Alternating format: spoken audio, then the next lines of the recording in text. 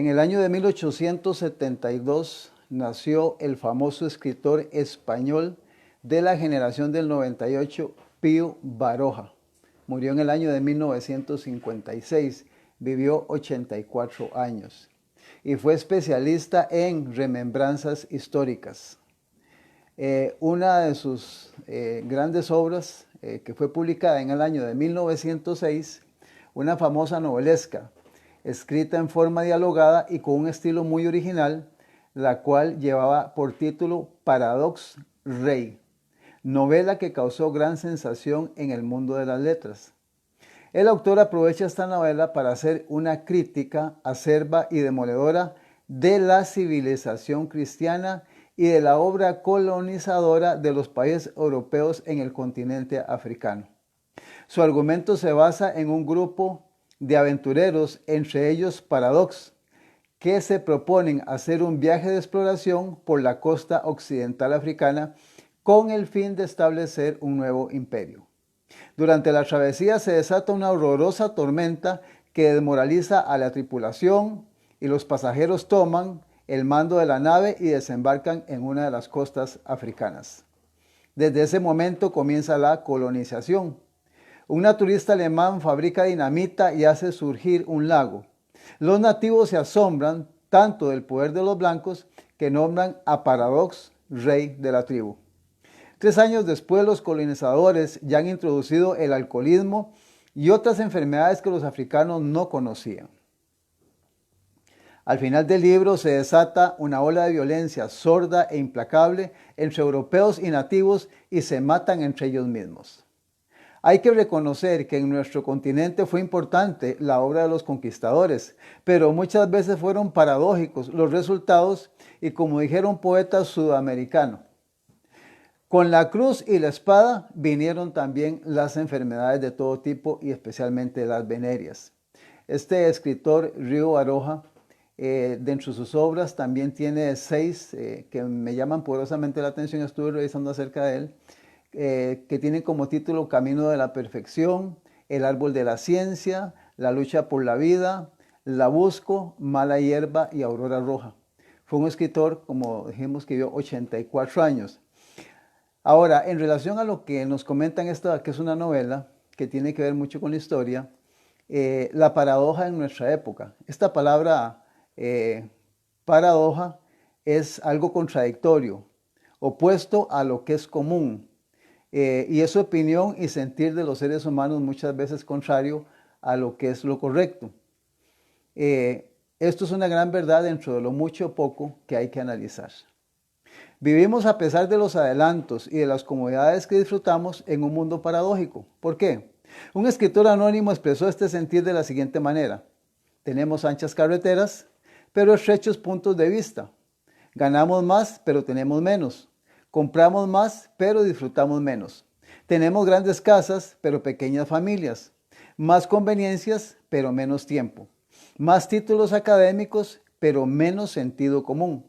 Más conocimiento, pero menos juicio. Hay más expertos, pero hay más problemas. Más medicina, pero menos sanidad. Gastamos despilfarradamente, pero reímos poco. Conducimos rápido y nos enojamos más prontos. Nos acostamos más tarde y nos levantamos más cansados. Leemos poco y miramos más televisión. Hemos aumentado nuestras posesiones, pero hemos reducido nuestros valores. Hablamos demasiado, amamos poco y mentimos con mucha frecuencia. Hemos aprendido el sistema de vida, pero no a vivir. Hemos añadido años a nuestra vida, pero no vida a nuestros años. Hemos ido y venido a la luna, pero tenemos problemas al cruzar la calle para visitar a nuestro vecino. Hemos conquistado el espacio exterior, pero no el espacio interior. Hemos realizado cosas grandes, pero no mejoras.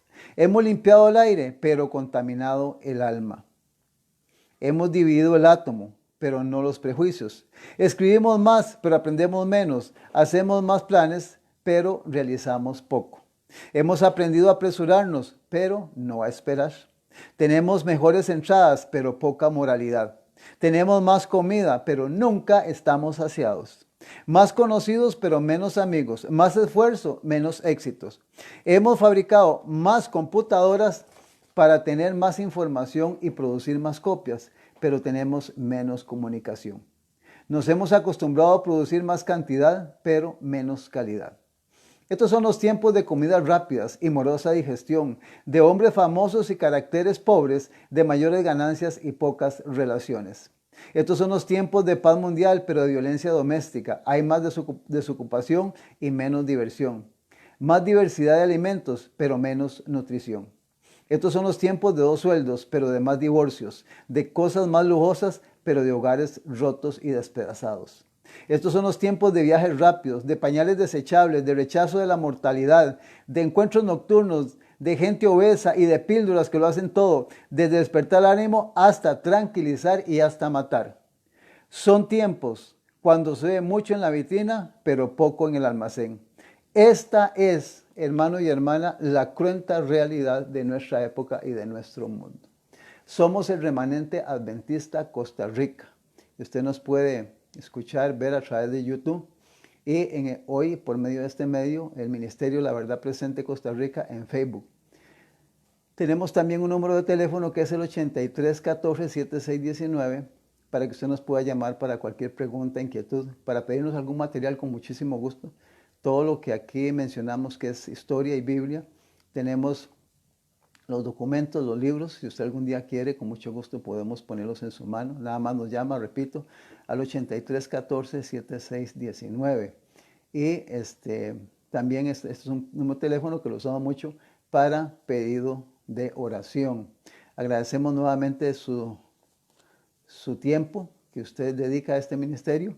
Desde lo más profundo de nuestro ser es un privilegio, especialmente para el Señor Jesucristo y los seres celestiales, poder nuevamente tener la bendición de exponer la palabra de Dios para que usted y yo y muchas personas que están compartiendo este medio podamos conocer la verdad absoluta en este tiempo. Nosotros llamamos la verdad presente, la verdad para nuestra época, porque siempre Dios ha tenido una verdad para las diferentes dispensaciones o tiempos, como dice Pablo, en las épocas que el ser humano ha existido en el planeta.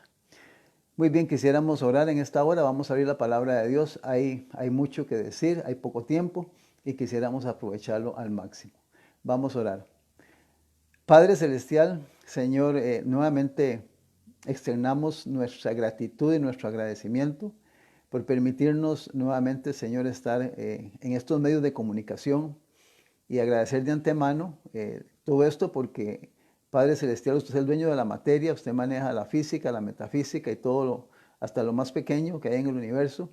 Y usted ha hecho posible, Señor, que mientras el mundo está agitado, está en convulsión, está preocupado el planeta, Señor, los que habitamos el planeta, Padre Santo, usted también está intentando llegar en este tiempo a la vida del ser humano para que el ser humano pueda entender que durante miles de años usted ha agotado todo hasta lo imposible para que el ser humano pueda volverse a ti. Especialmente agradecemos la vida preciosa de su Hijo Jesucristo hace más de 2000 años en la cruz del Calvario por devolvernos lo que nuestros primeros padres perdieron en el Edén, que es el privilegio y la bendición de que algún día podamos recibir la vida eterna.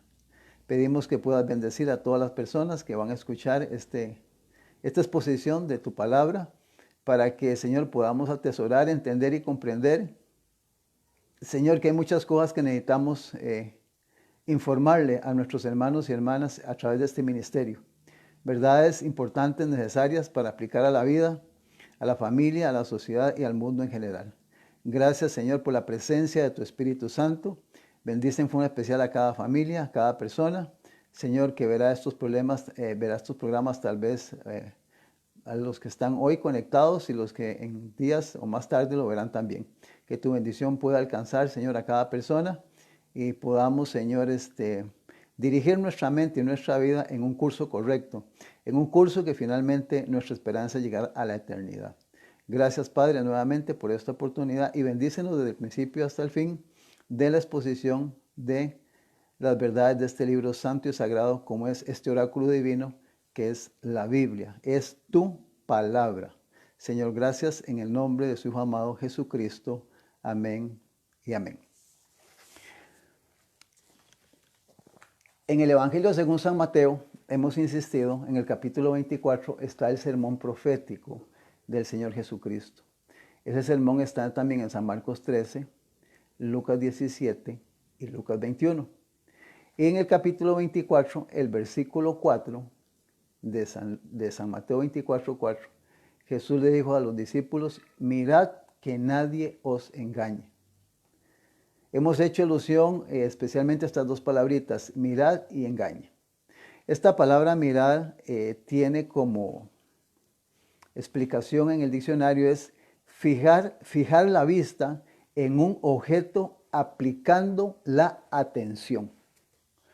Cuando usted está mirando, dice que la definición correcta de esta palabra y que deberíamos de tener eso en nuestra mente es que usted aplica la atención y la fija en un objeto. Dice que usted está examinando, pensando qué es lo que ese objeto tiene, o si es una persona y usted está mirando o está escuchando, qué es lo que quiere decir esa persona. También dice que es tener un fin u objeto. Es pensar e indagar. O sea, cuando estamos viendo, también estamos indagando, investigando y analizando lo que nos están diciendo. Jesús dice, mire, fíjese, ponga atención. Concéntrese, porque hermano y hermana, cuando Jesús habla así, es que lo que está en juego es la vida eterna. Eso es lo que está en juego, por eso Jesús usa palabras específicas, claras para que usted y yo podamos entender. Entonces, fijar es poner, yo diría, resumiendo ahí, muchísima atención a lo que se nos está diciendo. Y la palabra engañar tiene 8 definiciones en el diccionario, que creo que cada definición de estas podríamos sacar más que un sermón de más de 1 hora con estas 8 definiciones. Yo ya las voy a leer rápidamente y nada más le vamos a dar aplicación a 2 de esas definiciones en esta hora.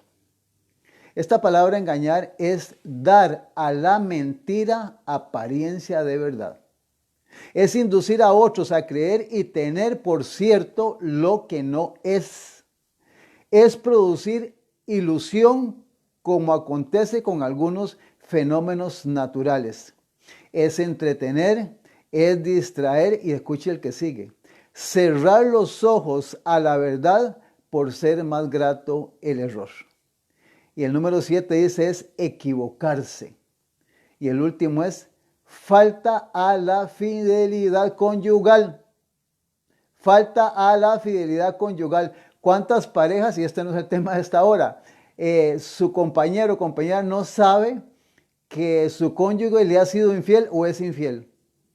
Está practicando el engaño, engaña a la persona, violenta la institución, engaña a los hijos, a la familia, y está metiéndose posiblemente, si la otra persona es casada, está destruyendo 2 hogares, el de él y el del otro hogar. Estos son consecuencias terribles. Y déjenme decirle que en este tema que algún día ojalá lo abordemos del matrimonio, cuando una persona cae en adulterio, oiga, de los 10 mandamientos quebranta 8 mandamientos. De eso vamos a hablar algún día. Muy bien, la Biblia menciona en el índice de atrás que esta palabra engañar aparece también como la palabra engaño y engañoso. La palabra engaño aparece 28 veces, la palabra engañar 29 en el Antiguo Testamento y 30 en el Nuevo Testamento. En el Antiguo 29, en el Nuevo 30. Y aparece 10 la palabra engañoso. Aparece un total de 107 veces en la Escritura. Y déjeme decirle que dentro de todo esto que aparece, yo nada más en esta hora quiero mencionarle que el escritor de este libro nos da un versículo en el último libro del Antiguo Testamento, un versículo de lo cual yo nada más quiero compartir con usted el principio del versículo 14, Malaquías 1:14. Mire, yo le invito para que usted, si no tiene Biblia, lo escriba por ahí, y si tiene Biblia, vaya y lo marque en su casa, porque vea lo que dice este versículo. Malaquías 1:14 dice lo siguiente: maldito el que engaña. Eso dice la Escritura. Malaquías 1:14, maldito el que engaña. Y déjeme decirle que hay personajes como este Pío Baroja, también hay hombres y mujeres de Dios que dirigidos por el Espíritu Santo han escrito grandes signos, grandes asuntos importantes, y tengo aquí una definición correcta de dónde podemos encontrar en la Biblia cuál de los 10 mandamientos se violenta, cuál de los 10 mandamientos se violenta cuando se quebranta o se usa la palabra engaño. Y esto está en el 9º mandamiento. Dice, no levantarás falso testimonio contra tu prójimo. La mentira acerca de cualquier asunto, todo intento o propósito de engañar a nuestro prójimo están incluidos en este mandamiento. La falsedad consiste en la intención de engañar. Entonces, en el 9º mandamiento, cuando una persona engaña, dice la Biblia que es un maldito.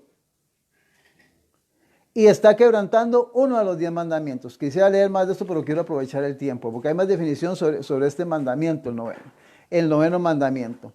Entonces, es interesante porque dice la Biblia en Malaquías 1:14, soy insistente para que se te grabe, porque dice que la madre, o sea, la más grande de todos los saberes es la repetición. Malaquías 1:14, maldito el que engaña o maldito el que miente, porque también es así. La definición de esto, ahí viene más, tengo más material, pero como digo, quiero ganar un poquito de tiempo. En San Mateo, el capítulo 23, San Mateo capítulo 23, el versículo 33, es interesante porque en el capítulo 24 dijimos que estaba el sermón profético del Señor Jesús. Pero en el capítulo 23 se menciona donde Jesús presenta la condición espiritual de los dirigentes religiosos en su tiempo y lo hace públicamente. Ahí donde están en Israel donde estaban los estatuas de los grandes profetas que tenían ellos y todo lo que tenían ellos ahí, él públicamente comienza a hablar de lo que son los dirigentes religiosos de su tiempo, los enfrenta cara a cara y públicamente, y Jesús es contundente, categórico, diciendo lo que ellos son. Y en el versículo número 33 Jesús usa la siguiente frase para describir, ya cerrando, como para decir, esto es lo que son ustedes. Estamos hablando de los escribas y de los fariseos, de los herodianos y de toda esta gente que eran, digamos, la nata y crema de toda la nación judía. Dice en el versículo 33, serpientes, generación de víboras, ¿cómo escaparéis de la condenación del infierno? Óigame, usted sabe que en estos momentos hubieran líderes religiosos que le hablaran así a muchos sistemas religiosos. O que pudiéramos describir la condición de muchos sistemas, valga la redundancia, religiosos, hablando de los dirigentes en este tiempo. Pues cuando se nos habla de que Jesús nos vino a dar la salvación gratis, la gracia, la misericordia, todo eso es bien. Pero hay áreas de la vida de Cristo que en muchos púlpitos no lo usan los predicadores por conveniencia. No tocan muchos pasajes de la Biblia, omiten muchas verdades. Y más cuando están en un sistema religioso donde quieren seguir manteniendo su posición. Algunos ya son famosos y también su entrada económica, que es bastante buena en este tiempo. Entonces, Jesús les llama generación de víboras y serpientes. Y qué interesante, porque cuando usted lee eso, note que Jesús, el animal que usa, no es un gato, ni un perro, ni un caballo, ni una vaca, sino les llama serpientes. ¿Y por qué les llama serpientes? Bueno, porque usted sabe que la serpiente es un animal muy temido y muy peligroso. De hecho, que hay gente que le tiene pavor a las serpientes, más cuando son serpientes de mortales, como una cobra, una mamba negra, la terciopelo, la cascabel, todos animales que matan al ser humano. Son pocos los que se salvan. Bueno, ahora hay mucha medicina, antídoto para esto si la persona llega a tiempo. Algunos no llegan a tiempo, ni tienen la oportunidad de salvarse. Entonces la serpiente, porque es un animal muy temido, con su lengua es como un sensor para determinar la presa y todo donde está, y también Cuando ella muerde, su veneno mata a la persona. Entonces quiere decir que Jesús da a entender al usar este animal que estos dirigentes religiosos están engañando a su pueblo a través de lo que dicen y de lo que hacen, especialmente de lo que dicen. Y en esto quisiéramos mencionar de que Jesús fue claro y contundente. Tú puedes leer todo el capítulo 23 de San Mateo. Vamos a ir a un versículo que está en San Lucas capítulo 13. Estamos hablando de los dirigentes religiosos. Ahora en San Lucas capítulo 13, versículo número 31 y 32. Vea qué interesante lo que dice la Biblia. Aquel mismo día llegaron unos fariseos diciéndole, sal y vete de aquí, porque Herodes te quiere matar. Qué interesante, el poder político utilizado por los judíos, que fueron los que finalmente le dieron muerte a Cristo, le dicen salga de aquí porque Herodes te quiere matar. Y oiga la respuesta de Jesús a los dirigentes religiosos. Imagínense a Jesús de pie frente a esta gente, con la gente que estaba escuchando, le están diciendo, mire, váyase porque lo quieren matar. Y vea lo que contesta Jesús. Y les dijo, id y decid a aquella zorra que aquí echó fuera demonios y hago curaciones hoy y mañana y al tercer día termino mi obra. ¿Cómo le llamó Jesús a Herodes? Zorra.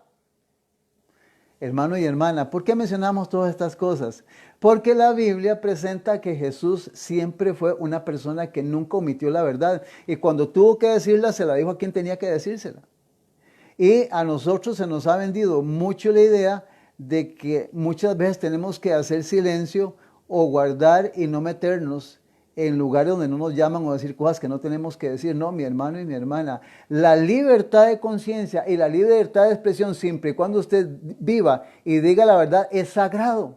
Se debe de decir y se debe de enseñar. No podemos omitir la verdad en todas sus áreas. Entonces aquí Jesús describe la condición de los dirigentes, lo que estaban haciendo. Finalmente usted sabe que a Jesús lo mató toda esta gente, tanto el poder religioso como el poder político. Lo llevaron a la sepultura. Finalmente le dieron muerte a la cruz. Entonces, decimos aquí que Jesús nunca omitió absolutamente nada, siempre dijo la verdad. El apóstol Pablo en 2 de Corintios capítulo 11, ve a Pablo porque Pablo usa el mismo, casi el mismo vocabulario que usaba Jesús. 2 de Corintios 11:3 dice lo siguiente, pero temo que como la serpiente, y nuevamente usa el término serpiente, Pablo, temo que como la serpiente, y si usted lee Apocalipsis 12, ahí se explica quién es la serpiente, ¿verdad? Y usted sabe quién utilizó este animal en el Edén para engañar a Adán y Eva. Entonces dice, pero temo que como la serpiente con su astucia, y menciona, engañó a Eva. ¿Cuál es la obra maestra de Satanás? Engañar, mentir. Y dice, vuestros sentidos sean de alguna manera extraviados de la sinceridad, fidelidad a Cristo. Fidelidad a Cristo. Entonces encontramos que el engaño es una de las grandes herramientas que Satanás y los sistemas religiosos y gubernamentales utilizan para engañar al ser humano, a los pueblos y a las muchedumbres. Esa es la realidad. Imagínense, esto fue hace más de 2000 años y cómo nos gustaría ir a la historia atrás. Imagínense cómo estamos actualmente en nuestra época, con el engaño y con la mentira, tanto gubernamentalmente como religiosamente. En 2 Tesalonicenses, el capítulo número 8, 2 Tesalonicenses, capítulo número 8, menciona el apóstol Pablo, 2 Tesalonicenses capítulo 3, perdón, 2 Tesalonicenses capítulo 2, 2 de Tesalonicenses capítulo 2, versículo número 8. Dice, y entonces se manifestará aquel inicuo a quien el Señor matará con el espíritu de su boca y destruirá con el resplandor de su venida. Quiero detenerme en este versículo para decirte lo siguiente. La Biblia habla de la creación al principio en el libro de Génesis. Y Apocalipsis termina con la tercera venida de Cristo. La tercera, de eso hemos hablado en algunos programas durante más de 6 años de ministerio a través de estos medios de comunicación, Porque hay gente que no sabe del tema de la tercera venida de Cristo, porque nunca han estudiado Apocalipsis y porque tampoco han tenido dirigentes religiosos que le expliquen estas cosas. Entonces, la Biblia tiene pasado, presente y futuro. Todos los acontecimientos, y es lo que quiero resaltar en este momento, todos los acontecimientos que vienen para el planeta están escritos en la palabra de Dios. Si el ser humano entendiera esto, tal vez muchos viviríamos diferente. Pero desconocemos el futuro a través de la Escritura. Dependemos de la información de los medios de comunicación, que no todos muchas veces son correctos, y mucha gente no tiene seguridad en cuanto al futuro. La Biblia es pasado, presente y futuro, y termina la Biblia con la tercera venida de Cristo y con la restauración de este planeta como cielos nuevos y tierra nueva. Eso lo puede leer en el libro de Apocalipsis, especialmente a partir del capítulo 19, donde viene Jesús, y en el capítulo 20, 21 y 22. Lo puedes leer corrido. No tienes por qué confundirte porque está bien claro. Se hizo para que tú lo puedas entender. Entonces, menciona en el versículo número 9 de 2 de Tesalonicenses, capítulo 2, versículo 9, inico cuyo advenimiento es por obra de Satanás con gran poder y señales y prodigios mentirosos. O sea, hay un sistema a nivel mundial que es dirigido por Satanás. Eso lo dice la Biblia. Por Satanás. Y está en tu Biblia y está en mi Biblia. Y vea qué interesante, porque en el versículo 10 dice lo siguiente, y con todo engaño de iniquidad. O sea, es maestro, es profesional en el engaño. Tiene calidad de materia en esto, tiene una maestría, un doctorado, es especialista en el engaño. Y engaño de iniquidad, esta palabra dentro de lo que hemos definido tiene todas las licencias, el récord en todo tipo de pecado. Pero este sistema, ¿sabe para quién es? Dice la Biblia, ve al versículo 10, para los que se pierden, por cuanto no recibieron el amor de la verdad para ser salvos. No quieren nada con la verdad. La definición de la palabra que dijimos al principio, mirad, es porque les es más grato el error y cierran los ojos a la verdad. Es una definición de esta palabra. O sea, me es más grato el error que escuchar la verdad. Yo lo diría también en la parte humana, como hay conveniencias humanas, me interesa estar bien con la familia y me interesa estar recibiendo ese dinero y no me voy a meter con la verdad. Entonces la persona ignora. Prefiere vivir engañada. Engañada. ¿Usted sabe lo que es vivir engañado? Al final se equivoca. ¿Sabe por qué se equivoca? Porque ningún camino incorrecto te llevará al camino correcto. Ninguna mentira te va a llevar a la verdad. Finalmente, lo que vivas es lo que vas a recibir, lo que vamos a recibir al final. Entonces, en este caso tenemos que mentalizarnos correctamente para entender que debemos de buscar la verdad, hermano y hermana, a cualquier costo. Y no importa el precio que tengamos que pagar. Porque por la verdad murió Cristo. Jesús dijo en San Juan 14, yo soy el camino, soy la verdad y la vida. Jesucristo es la verdad, hermano y hermana. Y a Él debemos de seguirnos. Y el versículo 11 dice, por esto Dios les envía un poder de engañoso para que crean a la mentira, para que sean engañados, a fin de que sean condenados todos los que no creyeron a la verdad, sino que se complacieron en la injusticia. Así de sencillo y de práctico es esto. No hay vuelta de hoja que darle a esto.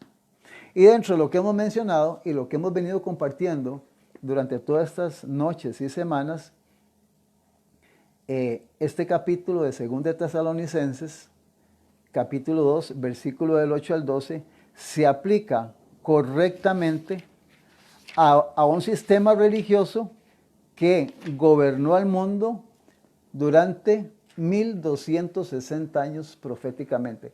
No podemos detenernos en este momento a explicar eso porque ya lo hemos explicado en otros programas. Puedes buscarlo en Facebook, en YouTube puedes buscarlo, especialmente en YouTube con el nombre Remanente Adventista de Costa Rica, y vas a encontrar toda la información sobre por qué estamos diciendo que fue del año 538 al año de 1798.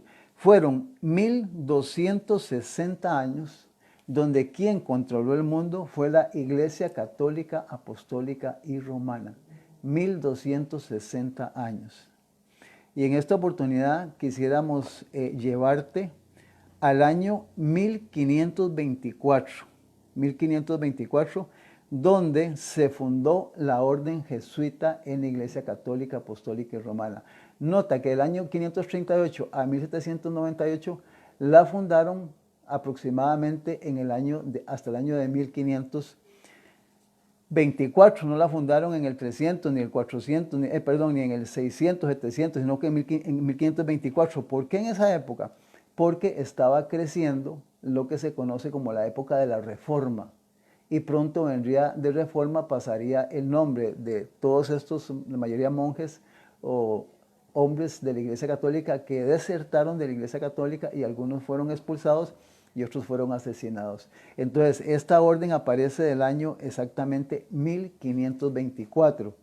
Y dentro de lo que es historia que queremos compartir contigo en relación a esto, dice que para aquella época, dice que en toda la cristiandad se venía amenazando al protestantismo por formidables enemigos. La orden de los jesuitas fue lanzada con dos propósitos. Uno, extender su poderío a nivel mundial y destruir todo lo que es protestantismo. Esa es la orden de los jesuitas. Fue establecida para eso. Dos propósitos. Extender su poderío a nivel mundial y destruir todo lo que es de origen protestante. Todo sistema que no sea católico.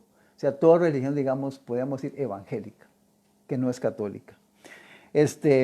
Y déjeme decirle que dentro de lo que estamos viendo en este tiempo, este mismo sistema está tratando ya en una forma diplomática, en una forma de mezcla, de amalgamación, practicando la disolución, o sea, diluyendo,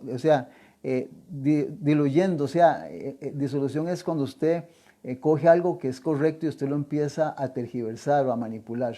Las cosas divinas, especialmente la escritura, para poder alcanzar fines de poder y lograr tener la soberanía sobre todo el planeta. Eso es parte de lo que es en este tiempo la obra del sistema jesuita.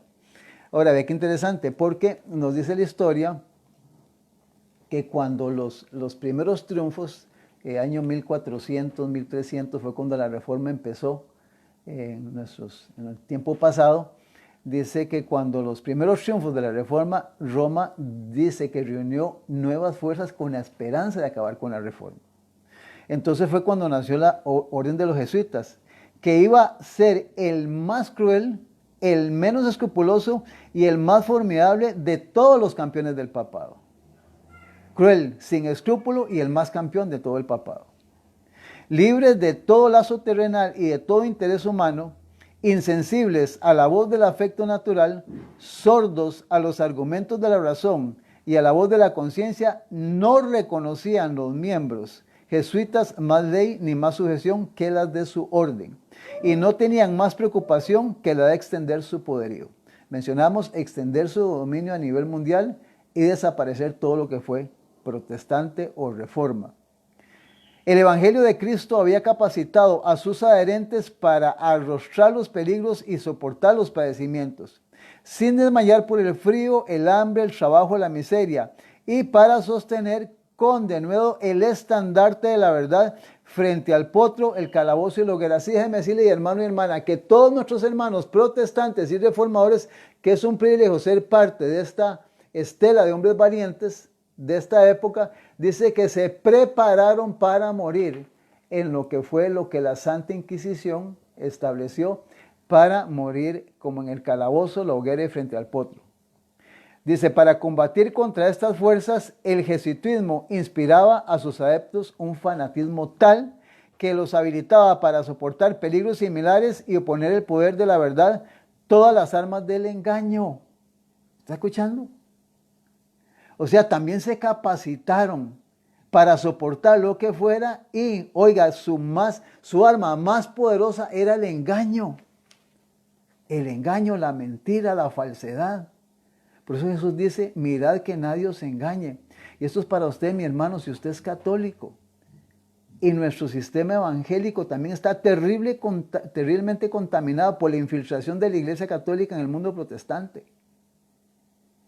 Al darse a conocer como miembros de la orden, se presentaban con cierto aire de santidad, visitando las cárceles, atendiendo a los enfermos y a los pobres, haciendo profesión de haber renunciado al mundo y llevado el sagrado nombre de Jesús. Son personas que se muestran religiosas.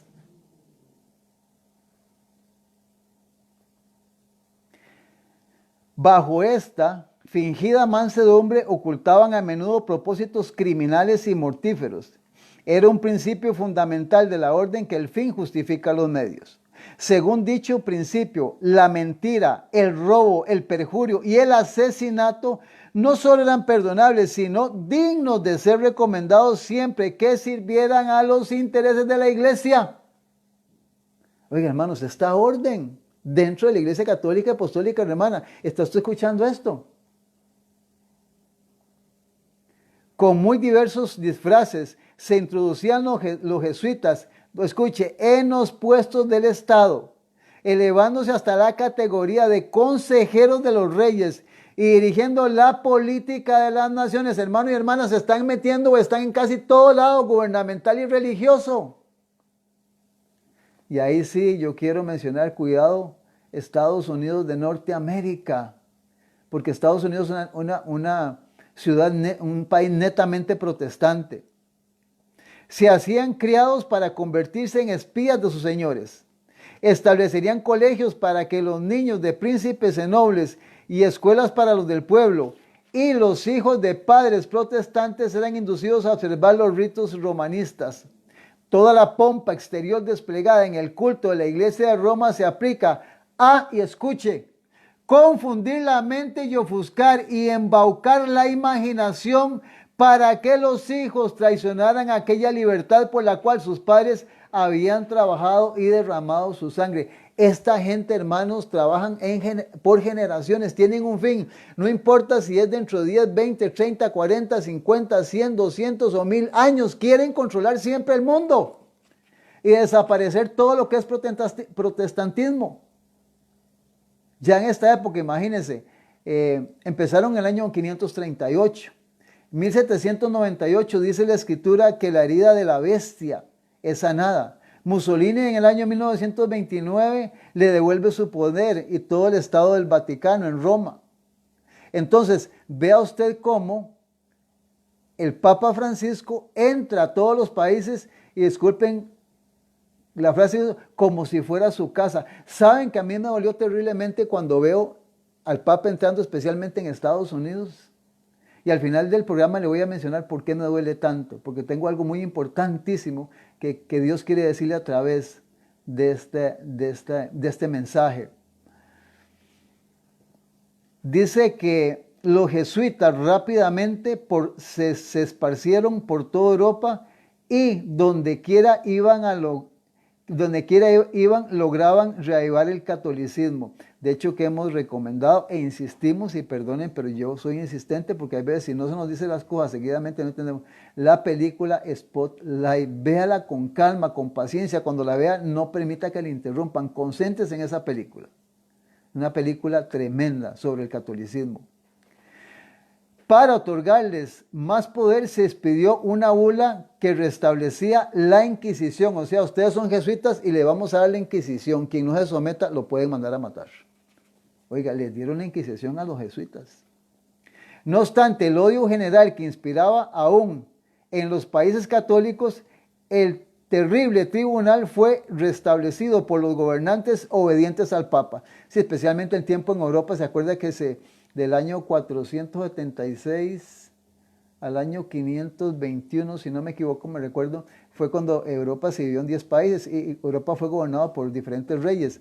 Entonces, la Iglesia Católica sometió a los reyes bajo su poder. Y muchas atrocidades demasiado terribles para cometerse a la luz del día volvieron a perpetrarse en los secretos y oscuros calabozos. Cosas que no quiere el catolicismo que usted conozca, que usted sepa. Y usted me dirá, hermano Garita, pero ¿por qué tanta insistencia en esto? Porque esto tiene relación con lo que viene. No podemos definir lo que la Biblia habla del futuro sin saber por dónde viene toda esta historia, hasta dónde va a culminar, en lo que es en el conflicto del bien y del mal. En muchos países, oiga, miles y miles de representantes, oiga, de la flor y nata de la nación, y de los más puros y nobles, de los más inteligentes y cultos, de los pastores más piadosos y abnegados, de los ciudadanos más patriotas e industriosos, de los más brillantes literatos, de los artistas de más talento y de los artesanos más expertos, fueron asesinados y se vieron obligados a ir a otras tierras. Por eso esta gente de Europa pasó a Estados Unidos. Esta gente pasó a Estados Unidos, en Europa del viejo mundo, y de ahí tuvieron que pasar a Estados Unidos de Norteamérica, y ahí fue donde nació Estados Unidos como una nación netamente protestante. Esto es parte de lo que necesitamos que usted pueda ir entendiendo para que pueda conocer por qué Jesucristo dejó todo esto en la Escritura, para que usted conozca esto. Estamos hablando de que la orden nace en el año de 1524. Vamos a omitir 176 años del crecimiento a nivel especialmente europeo de esta orden jesuita. Ya para el año de 1700 dice que la orden jesuita había llegado a ser la primer potencia de Europa. La orden jesuita por fin alcanzó el pináculo de su poderío y prestigio a comienzos del siglo ya XVIII. Había llegado a ser más influyente y rica que cualquier otra organización en el mundo. Ocupaba una posición de los asuntos mundiales que ningún grupo unido por juramento humano ha tenido antes o después. Yo no sé si sabías esto, ¿verdad? Que este sistema jesuita que está dentro del sistema católico es un sistema que en Europa llegó a ser una orden totalmente, bueno, no podríamos decir la suma porque son sumas, llegaron a un poderío increíble. Casi todos los reyes y soberanos de Europa tenían tan solo jesuitas como directores de sus conciencias, de manera que parecía que toda Europa sería gobernada únicamente por jesuitas. Y no es que te recomiendo que veas televisión, pero en muchas de las películas de la Edad Media, de los escoceses, de los irlandeses, de toda esta gente de Europa, siempre vas a ver a los reyes buscando al Papa. Qué interesante, ¿verdad? Porque aún hasta la historia, hasta en las películas se ve. Lo que el Papa decía o la Iglesia Católica decía era lo que hacían los reyes. Dice que los jesuitas gobernaban al mundo. Los monarcas de Europa y el Papa mismo tenían jesuitas como confesores. Oiga, jesuitas en el confesionario. ¿Por qué creen que lo metían ahí? Porque los planes y tramas eran todos por igual conocidos por ellos. Si cuando la persona se mete ahí y confiesa todo lo que confiesa, le está diciendo al sacerdote, especialmente si es jesuita, todo lo que hace y lo que no hace y por qué lo hace. Además de esto, estaban amasando una gran riqueza que les permitía hacer lo que quisieran.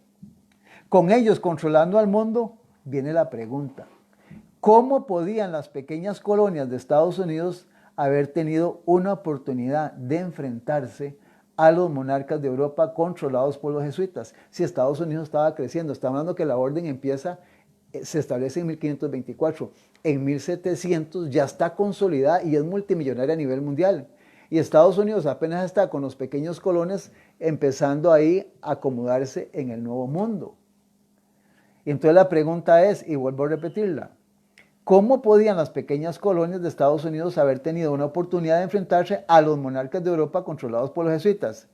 En un santiamén, los jesuitas podían usar cualquier ejército a su disposición y aplastar a las colonias. Fue en este momento crítico, y vea qué interesante, en el año de 1759, que algo extrañamente divino empezó a ocurrir. ¿Qué empezó a ocurrir en el año de 1759? Escucha, el rey portugués, en Portugal lógicamente, José I, expulsó a los jesuitas de su reino. Y vea lo que está escrito en los libros de esta nación. En Portugal se alcanzó el punto culminante mediante un atentado para asesinar al rey.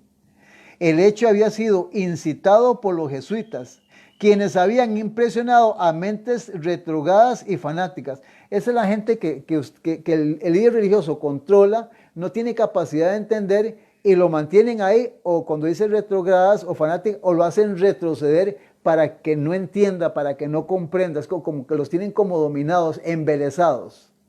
Por eso Pablo dice: temo que como la serpiente engañó, vuestros sentidos sean extraviados de la verdad, fidelidad a Cristo. Entonces dice que este sistema trató de impresionar las mentes, que no se cometía ningún mal por matar a un rey hereje. No se preocupen, lo vamos a matar, es un hereje. No le preocupe a usted eso. ¿Qué le parece? Imagínense cómo tenían controladas las mentes. O sea, iban a matar a uno que no se sometía a sus dictámenes. Por lo tanto, como una medida absolutamente esencial para la vida del país, el rey emitió un decreto de expulsión contra los jesuitas como, oiga lo que puso este rey de Portugal. Puso lo siguiente, Josué I, que fue el rey de Portugal: traidores, rebeldes, enemigos de y agresores a su persona, sus estados y la paz pública y el bienestar general del pueblo. Los jesuitas fueron entonces aprehendidos, transportados al estado de la iglesia Italia, fueron sacados de Portugal por este rey de Portugal, José I. Oiga, pero mira cómo los llama, son traidores, rebeldes, enemigos y agresores, lógicamente a su persona, a los estados y a la paz pública y al bienestar general del pueblo. Hermano y hermano, estos son los jesuitas, no lo estoy diciendo yo, es la historia. Y Jesús lo enseña en la Escritura. Qué impresionante. Y hay veces, ¿cómo nos cuesta entender estas cosas sobre quién está tratando de controlar el mundo? La Portugal del rey José fue el primer reino católico de Europa. El mismo catolicismo lo hizo sacado al sistema jesuita. Con esta primera expulsión, el castillo de naipes empezó a derrumbarse más bien rápidamente.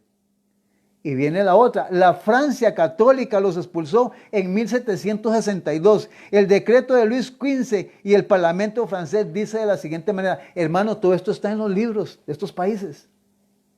Oiga lo que dice Francia.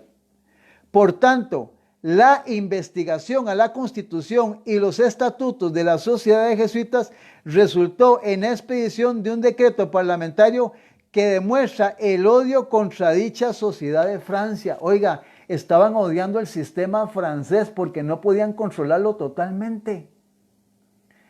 Dice, denuncia sus doctrinas y prácticas como perversas, destructivas a todo principio de religión y aún de probidad, como injuriosa a la moralidad, perniciosa a la sociedad civil, sediciosa, peligrosa a los derechos de las personas de los soberanos, como apropiadas para excitar los más graves problemas del país. Oiga, le repito esto, hermano, oiga lo que es este sistema. Dice, peligrosa a los derechos de las personas y de los soberanos, como apropiadas para excitar los más graves problemas del país, para formar y conservar la más profunda corrupción en los corazones de hombres y mujeres, en las instituciones jesuitas, que las instituciones de los jesuitas deberían dejar de existir para siempre a través de todo el reino. Eso dijo Francia, que desaparezcan del mundo, del planeta. Esa es la realidad del sistema de los jesuitas. Y este Papa Francisco es un jesuita y hay una orden de jesuitas ahí, hermano y hermana. Van por lo mismo porque la Biblia lo dice y al final del programa lo vas a escuchar. Lo expulsaron en Portugal, en Francia, y estamos hablando de gente católica que los expulsó. El tercer soberano en expulsar a los jesuitas de su reino fue el rey Carlos III de España. Gloria a Dios por estos grandes monarcas, que Dios les abrió los ojos. Dice que los expulsaron a los jesuitas en el año de 1767. La mayor obra de Carlos III, esto es historia, hermano y hermana. Si usted necesita esta documentación, con mucho gusto se la hacemos llegar. Será un placer que esté en sus manos y que usted la comparta con su familia y con la gente que usted le rodea. De hecho, que esta documentación que tengo en un pasado, con un grupo de hermanos, hace mucho, repartimos miles de estos libros y documentos en Costa Rica. Sé que están en muchos hogares y que mucha gente conoce estas cosas. La mayor obra de Carlos III, la expulsión de los jesuitas, nunca se había llevado a cabo de no haber sido persuadido de la necesidad política de este acto. La orden jesuita ya había sido expulsada de Portugal y de Francia, cuando Carlos III fue convencido que una revuelta en Madrid había sido promovida por los jesuitas. ¿Una qué? Una revuelta en Madrid. Eso está en una enciclopedia británica. en la página 341 del año de 1700. Un año más tarde, otra nación expulsó a esta criatura maligna. ¿Cómo le llaman? Criatura maligna. Me pasó por un pensamiento, pero no puedo mencionarlo porque es algo secular. El púlpito y la predicación de la palabra no puede mezclar lo santo con lo profano. Porque han habido hombres y mujeres que no necesariamente religiosos, pero en algún momento, en una forma para el pueblo, han dicho estas verdades, en cantos, en frases, en muchas situaciones. Un año más tarde, otra nación expulsó a esta criatura maligna de su reino. Bajo el liderazgo de Fra Manuel Pinto de Fonseca, los jesuitas fueron obligados a abandonar la isla de Malta en el año de 1768. De esto leemos lo siguiente. En 1700, los jesuitas 68, habiendo causado muchísimos problemas, fueron expulsados y sus bienes confiscados en la isla de Malta en el año de 1768. Las naciones católicas más poderosas en Europa habían expulsado a los jesuitas de su reino. Ahora viene algo, hermano y hermana, mire, es una bendición. Yo, digo, hay veces no merezco decir estas cosas. ¿Por qué? Porque hay gente que, hay grandes hombres que son titulados y son pastores y dirigentes de iglesias. Y deberían de estar diciendo esto desde los púlpitos. Sin embargo, lamentablemente la mayoría de ellos están detrás del dinero, no quieren tener problemas y por muchas razones omiten, guardan silencio. Y esto de parte de ellos, déjenme decirlo, que esto es traición al gobierno de Dios. Esto es traicionar, es un crimen esto, hermanos y hermanas. Y tanto privilegio de mencionarlo en esta hora como de que usted lo está escuchando. Estos monarcas católicos demandaban que la Iglesia Católica aboliera la sociedad para siempre. Clemente VIII, el papa de la época, resistió la presión de los monarcas europeos, pero finalmente capituló. La noche anterior a la fecha en que planeaba abolir a los jesuitas, escuche, ¡murió envenenado! ¡Lo envenenaron!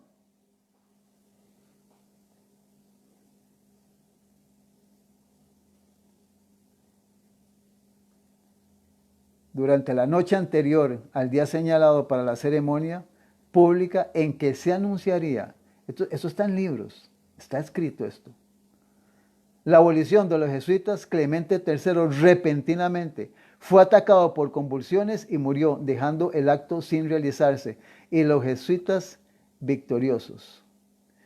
Un escritor, Comerín, registra este evento con estas palabras expresivas y claras: los jesuitas lo envenenaron. ¿Qué hicieron? Lo envenenaron. Los mismos de ellos, hermanos. Qué terrible, qué sistema este. Las monarquías católicas en Europa, sin embargo, insistían en que la orden de jesuitas fuera disuelta y amenazaban al Papa Clemente XIII. Después de una indecisión prolongada, aplazamientos y demoras por convincentes, finalmente decidió hacerlo, lo que había sido aconsejado que hiciera. Él capituló. Capituló es cuando se prepara un convenio, un pacto en que se estipula la rendición de un ejército, plaza o punto, certificado. O sea, cuando usted hace un convenio y se va a firmar un documento y se va a quitar eso. Dice, alistó un programa para anunciar la disolución de la orden de los jesuitas. Se dice que el documento estaba escrito y aguardando el día en que sería público. Para sorpresa de todos, sin embargo, el Papa repentinamente fue atacado por una enfermedad misteriosa. Murió el 12 de febrero, una coincidencia de fechas, 1769, en medio de inexplicables y agonizantes convulsiones. Los rumores decían que había sido envenenado, su repentina aflicción y sus convulsiones apuntan a ello. Las sospechas, sin embargo, nunca fueron probadas. Fue sugerido por aquellos que sabían que el Papa fue asesinado antes que pudiera anunciar pública y oficialmente la supresión de la orden de los jesuitas. Eso está en un documento en la página 74 que está en lo que es el Vaticano. 4 años más tarde, en el año de 1773, 3 años antes de la declaración de la independencia, estamos hablando de Estados Unidos de Norteamérica, tomen nota, el Papa Clemente XIV escribió una orden cuyo propósito era disolver la orden de los jesuitas para siempre. Desafortunadamente, Un subsiguiente papa lo restableció en el año de 1814. Al respecto leemos: en julio de 1773, el Papa Clemente XIV escribió una orden disolviendo la Sociedad de Jesús. Esta bula, Dominus Ac Redemptor, fue publicada el 16 de agosto de ese año. Después de expedirla, sin embargo, el Papa cambió de parecer por temor a las consecuencias y trató de anularla demasiado tarde. El embajador español ya había despachado el documento como correo especial directo a Madrid. El decreto papal disolvió la orden jesuita a través del mundo, cerró sus escuelas y canceló sus estatutos. Sus casas fueron ocupadas y su general y otros dignatarios fueron encarcelados. En un periodo de 14 años, desde 1759 a 1773, las monarquías católicas de Europa y el Papa mismo estaban preocupados con la abolición de los jesuitas. El tremendo libro de Emmett Malagin, An Inquiry into, bueno, está en inglés, no soy muy bueno en inglés, dice, resume esto con las siguientes palabras. Todo esto está escrito en libros. Aún sus propios países católicos finalmente se hastiaron con intriga política de los jesuitas y su avaricia financiera, y como medida de auto de preservación fueron obligados a expulsarlos. Portugal, Angola, Goa, Brasil tomaron la delantera en 1759. Francia siguió en 1724. Varios estados como Parma, Sicilia y Nápoles, o sea, dentro de la misma Italia, hicieron lo mismo. Mediante órdenes imperiales selladas enviadas a sus colonias alrededor del mundo, España expulsó a todos los jesuitas en 1767. Este decreto lo suprimió en las Filipinas, Argentina, Nueva Granada, Colombia, Perú, Chile, Ecuador, Guatemala, Cuba, Puerto Rico, México, Nuevo México y Arizona. Austria hizo lo mismo en 1773. Finalmente, el Papa Clemente XIV expidió el documento en 1773. Aboliendo completamente la orden de los jesuitas, enumerando 11 papas que habían tratado de evadir sus excesos. Entre estos estaban Benedicto XIV, Inocencio XI, Clemente XIII. Él señaló a los jesuitas por su oposición a otras órdenes religiosas, por revueltas y problemas internos en algunos de los países católicos y en persecuciones contra la iglesia en Europa y Asia. No queda otro remedio contra tan grandes males. Y este paso fue necesario para prevenir que los cristianos se levantaran unos contra otros y se masacraran mutuamente en el propio seno de nuestra madre común, la Santa Iglesia. Entre ellos mismos se iban a matar. Y esto hay mucha historia. Por lo tanto, escribió: después de una prolongada deliberación, ejecutamos conforme a nuestro conocimiento y mediante la potestad apostólica suprimir y abolir la mencionada compañía. ¿Qué le parece, amigo y amigo? Y hermana y hermana. ¿Qué vas a pensar de aquí en adelante cuando veas a Francisco y todo el sistema católico? Y cuando en algún momento piensa poner nuestros pies en nuestra amada Costa Rica. Están tus seres queridos, tu esposa, tus hijos, tu familia. Y a toda nuestra hermandad católica por la cual murió Cristo, que ignoran estas cosas. ¿Quién está liderando el mundo? Iglesia católica, apostólica y romana. No es una iglesia cristiana. No son cristianos. Estamos hablando de los que dirigen todo este sistema, no de los que estuvimos sentados en las bancas. Ahora, finalmente, quisiera mencionar a un grupo de personas que son los líderes religiosos. ¿Sabes que en San Juan capítulo 3, Jesús hablando con Nicodemo, después de que discuten, Nicodemo era un príncipe de Israel? Y esto que Dios te quiere mencionar es para que entiendas esto. Jesús, después de que dialoga con él, en el versículo 10 le dice lo siguiente, como resumiendo: ¿cómo tú, siendo maestro de Israel, no sabes estas cosas? ¿Qué pasa con los dirigentes protestantes de nuestras amadas iglesias protestantes? Todas, aquí no se salva ninguna. ¿Por qué tanto silencio? ¿Por qué no predican? ¿Por qué no enseñan estas cosas? Y muchos de ellos no saben. Ojalá Dios permita que este mensaje, esta historia, pueda conocerla todo dirigente religioso, especialmente protestante, para que se dé cuenta quién quiere tomar el control del mundo. El control del mundo. Apocalipsis capítulo 13, versículo 15, 16 y 17. Ya casi estamos terminando. Al final te vamos a dar una excelente noticia y un dato que queremos darte para que lo llegues a tener, que queremos mencionarlo al final. Mantente ahí. Dice Apocalipsis capítulo 13, versículos 15, 16 y 17. Hermanos, esto no podemos omitirlo porque es palabra de Dios. Dice Apocalipsis 13, 15, 16 y 17. Hablando de las dos bestias que finalmente se van a juntar. Lamentablemente, déjame decirte que Estados Unidos, el protestantismo ya está casi unido a la Iglesia Católica Apostólica. Ya han firmado documentos. Hay mucha información sobre esto. Dice el versículo 15 de Apocalipsis 13, y se le permitió infundir aliento a la imagen de la bestia. ¿Para qué? Oiga, ¿para qué? Para que la imagen hablase e hiciese matar a todo el que no le adorase.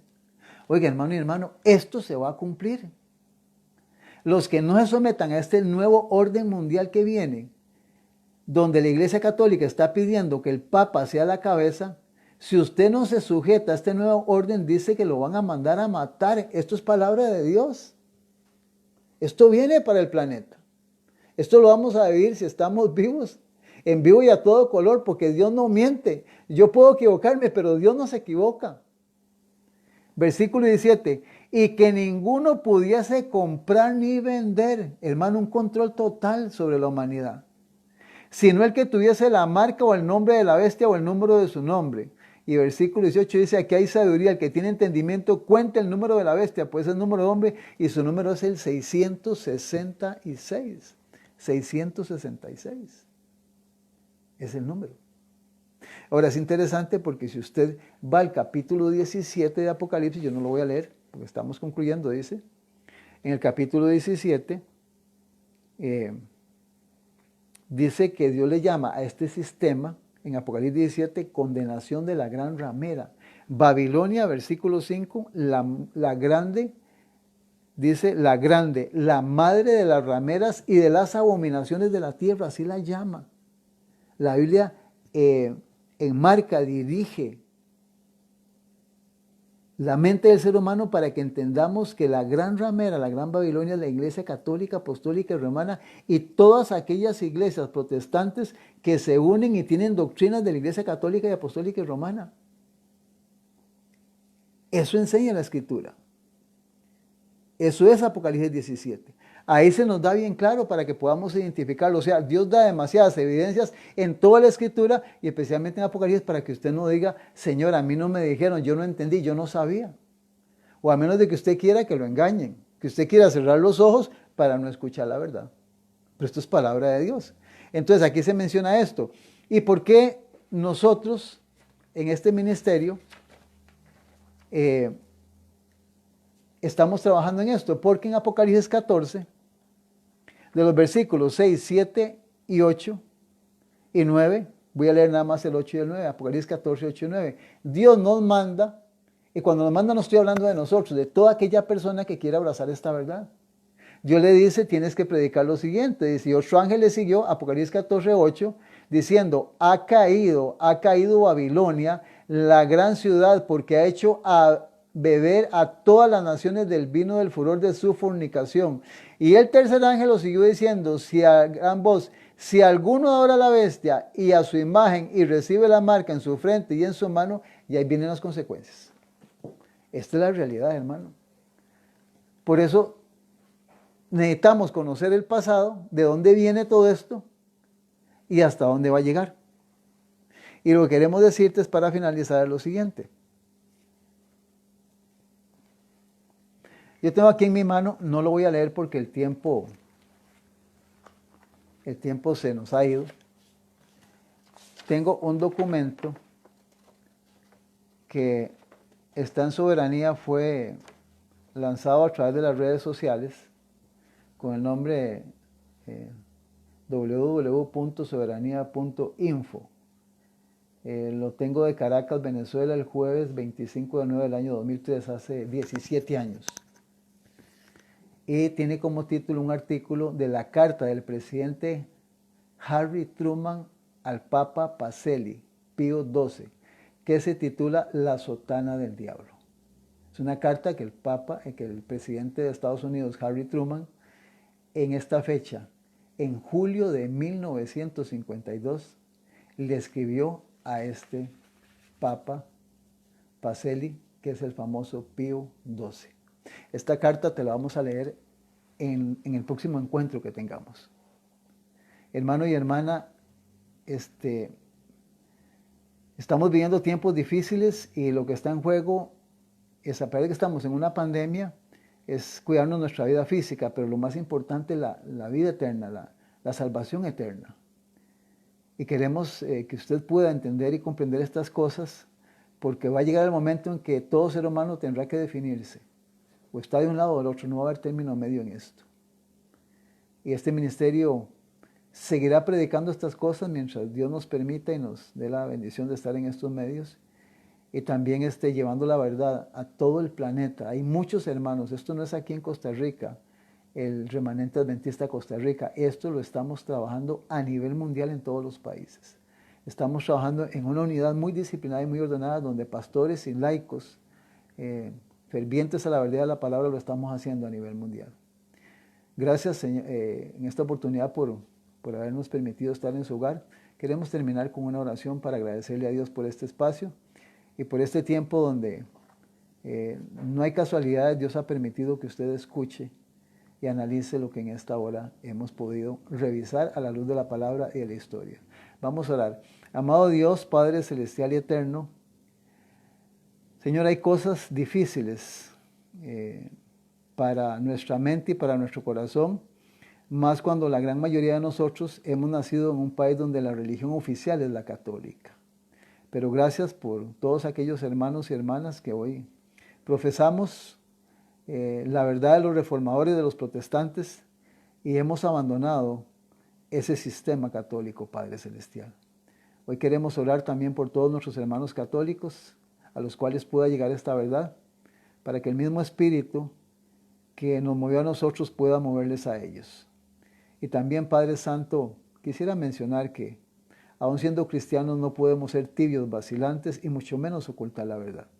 Sí, hay muchas verdades importantes para el hogar, para la salud, para nuestra administración económica, pero también el Señor Jesucristo, como mencionamos al principio del tema, tuvo muchas veces que enfrentar a las autoridades religiosas y las autoridades políticas, Padre. Danos, Señor, la humildad y la sencillez, el respeto para cada persona y especialmente para los gobernantes y dirigentes, pero Señor, ayúdanos para que como personas no ocultemos la verdad y que podamos decir las cosas tal y cual están en la historia y en la Escritura. Bendice a cada familia que nos escuchó, Señor, y que escuchará y verá esta programación, y que tu bendición pueda traer la verdad a cada mente y a cada corazón, y al final de la historia, Señor, puedas desempolvar y sacar todas las mentiras y engaños y muchas veces pensamientos preconcebidos que en algún momento nosotros y muchas personas han tenido como verdades o como parte de su vida. Que la verdad pueda reinar en cada conciencia, en cada mente y en cada corazón, y que podamos unirnos a todos tus hijos que en el pasado, en el presente y el futuro, Señor, estarán dispuestos a defender y hablar la verdad. Gracias por escucharnos, por amarnos, y nuevamente bendice a todos nuestros televidentes y oyentes. De parte del Remanente Adventista Costa Rica, que Dios nos pueda bendecir y que la presencia del Espíritu Santo pueda estar en cada persona. Todo esto, Padre, en el nombre del Señor Jesucristo. Amén y amén. Que Dios les bendiga.